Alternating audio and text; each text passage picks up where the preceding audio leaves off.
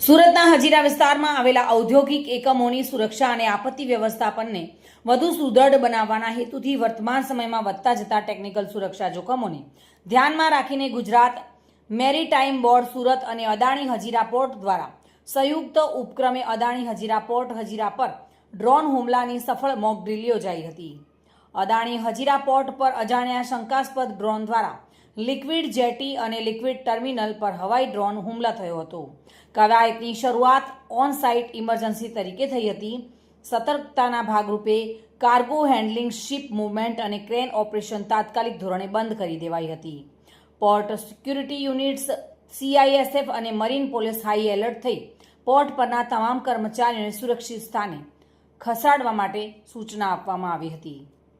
જોકે યુદ્ધ જેવા હવાઈ ડ્રોન હુમલો બોટ દ્વારા પાણીનો મારો ચલાવવામાં આવ્યો હતો. અદાણી હરાજી પોર્ટ પર લિક્વિડ જેટી, લિક્વિડ ટર્મિનલ પર સુરક્ષા સજ્જતા ચકાસવા માટે મોક ડ્રીલ યોજાઈ હતી. સુનિલ ગાંજાવાલા સાથે bureau report, today Gujarati news.